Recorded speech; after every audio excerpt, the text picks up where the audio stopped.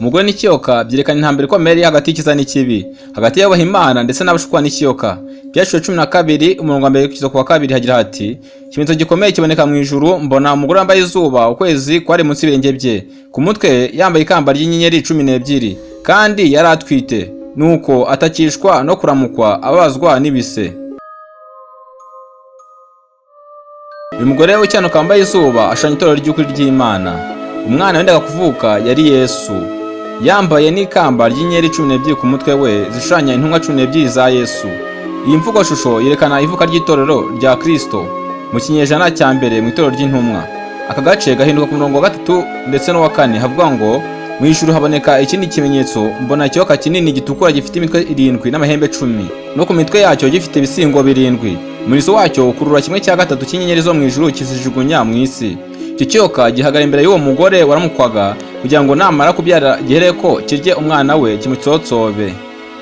Nta ushidikanya mu by'ukuri Satani niwe kiyoka gitukura urwanyishije bikomeye Yesu akiri umwana. Yakoresheje umwami Herode mu kwica abana bose b'abahungu b'i Betelehemu bagejeje imyaka 2 no munsi yayo, kuko yashaka kwica Yesu Mesiya akiri uruhinja. Ubwo umugambi wapfubaga, Satani yakoresheje abayobozi mu by'iyobokamana ndetse n'ubutegetsi bw'Abaroma mu kwamba Yesu.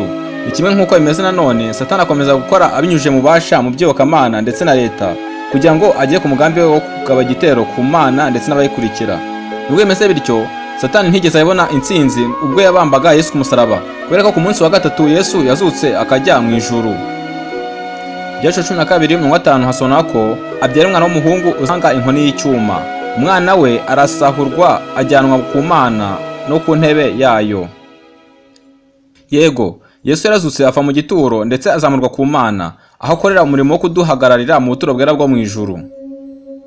Hagendewe ku mateka n'ubuhanuzi bwo muri Daniel 7, byashusho 12 mu 3 hagira hati: uwo mugore ahungira mu butayu aho afite ahantu yiteguriwe n'Imana kugira ngo bamugaburireyo kumara iminsi 1260, imyaka 1260 yo gukomera k'ubupapa engana ko mu bihe by'umwijima yabayeho kuva mu mwaka wa 538 nyuma ya Kristo kugeza mu 1798 nyuma ya Kristo.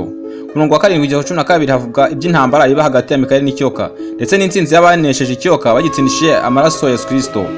Murongo wa 13 kugeza 16 havuga iby'ikiyoka cyangwa se Satani ukora mu bupapa akarenganya umugore ari we torero ry'Imana ry'ukuri rihungishirizwa mu butayu.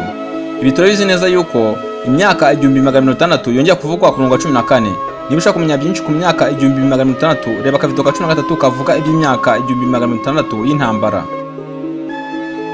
Byashusho 12 mu 17 hasoza no kurakarira itorero ry'Imana kwa Satani, avuga ko azarwanya abasigaye b'Imana bitondera amategeko y'Imana kandi bakagira guhamya kwa Yesu. Ubu Satani arakarira abasigaye b'Imana bariho muri iminsi ya nyuma, abantu bitondera amategeko y'Imana kandi bakagira kwizera kwa Yesu. Ni ingenzi gusobanukirwa yuko twatangiye ibihe by'imperuka mu cya 844. Yesu yinjiraga ahera cyane mu turagwa rwo mu ijuru gusoza umurimo nk'umutambyi mukuru wacu. Reba akavido ka 1 kugeza ku 6 maze urusheho gusobanukirwa umurimo Yesu arimo gukora mu ijuru. Ubuhanuzi bwo mu byahishwe 12 buhuza mu buryo bwuzuye n'amateka ndetse n'ubuhanuzi bwo muri Daniel 7. N'uyu munsi Satani acyakora anyuze mu bayobozi mu by'iyobokamana na za leta z'isi nk'uko yagenje mu bihe byahise. Satani arimo gushuka abatuye isi kugira ngo mukurikire binyuze mu kwibonanya k'ubupapa mu mwambaro w'impuzamatorero, mu kugira abarikishe bubaha ndetse bakanaganukira ubupapa mu kubariza umunsi wo kuramyaho w'itorero Gatolika ariwo cyumweru, aho gukomeza amategeko y'Imana harimo n'umunsi wa 7 wera ariwo sabato y'Imana.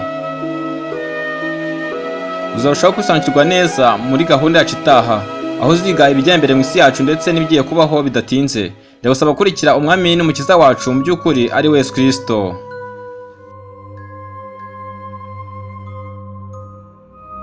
Umwami Imana yacu wuje ubuntu agumugisha mu gihe wiga ijambo ryayo rikwibutsa uburyo Imana ishaka kuyobora ubwoko bwayo ikabuvana mu bata ikabugeza mu mudendezo. Komeza kurikira ibindi byinshi bitandukanye kuri YouTube channel Abaragwa International Ministries.